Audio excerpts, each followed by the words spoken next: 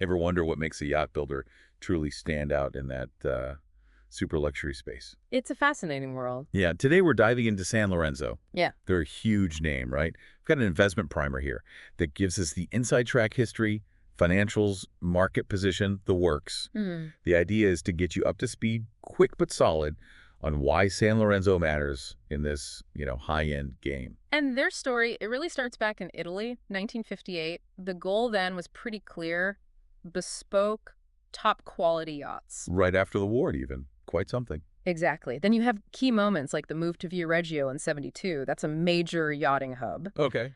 And then 1985, their first fiberglass boat, the SL-57. That was a big shift technologically. So they're not just building one kind of yacht now, I take it. Oh, definitely not. They've got four main divisions. The yacht division is composite boats, 24 to 40 meters. Think SL, SD, SX series. The ones you see more often, maybe. Probably. Then there's the super yacht division, bigger stuff, 44 up to 73 meters, aluminum and steel, your alloy steel explorer types. They also have Blue Game, which is more sporty, smaller utility yachts. And a big recent move was acquiring Nautor Swan in 2024. Ah, the sailing yachts. Exactly. Luxury sailing and motor yachts. That added a nice chunk to their revenues straight away. So who's buying these incredible machines? Is there a typical customer? Well, it's primarily ultra high net worth individuals. The absolute top tier globally. Sanlorenzo's whole thing is made to measure, so everything is super customized. Personalized. Highly. And geographically, they're seeing strong growth beyond Europe, now Americas, Middle East, Africa. That's quite telling. Interesting. And another point, the average buyer age is dropping. Used to be mid-50s, now more like late 40s. So connecting with perhaps newer wealth. Seems like it, yeah. Okay, let's pivot to the numbers.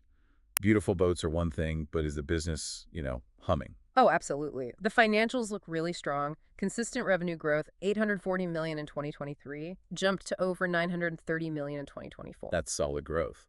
Yeah, over 10%. The superyacht division did particularly well in 24, and the outlook for 2025 is positive too. They're aiming close to €1 billion. Wow. And profitability. Very healthy. EBITDA margins around 19%, EBIT around 15% in 2024.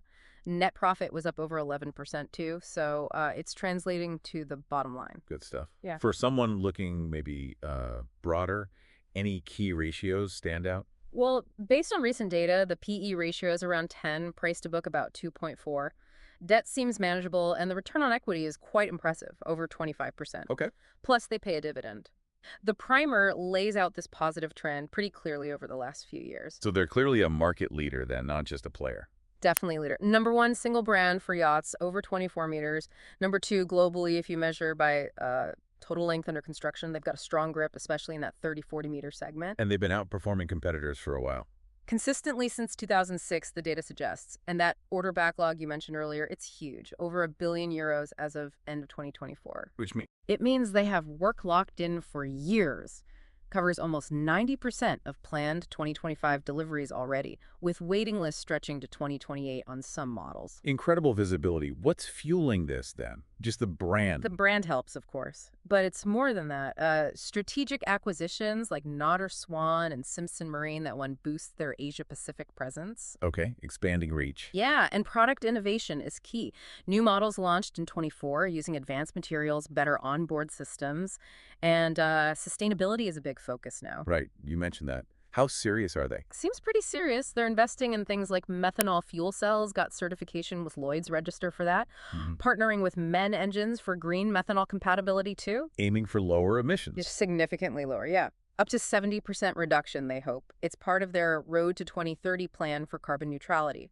Plus, they have a foundation supporting Italian islands, and they publish a sustainability report. Okay, so innovation and ESG focus driving things. Uh-huh. But what about risks? Every business has them. True. The biggest is probably sensitivity to the economy. Luxury goods often take a hit in downturns. That makes sense. Regulations could always change, though the primer didn't detail specific ones. Geopolitical instability is always a background risk. And integrating those big acquisitions smoothly is crucial. Right. Making sure Nautor Swan and Simpson Marine fit well. Exactly. Integration risk is real. So putting it all together, Sanlorenzo really seems like a powerhouse. That mix of Italian heritage, and modern innovation. I think that sums it up well. This primer gives you a really good snapshot of their strengths, their strategy, and, the potential bumps in the road. It definitely does. So here's something to think about as we wrap up. With global wealth shifting and this growing focus on the environment, how do you think that's going to reshape luxury yachting and San Lorenzo's place in it all?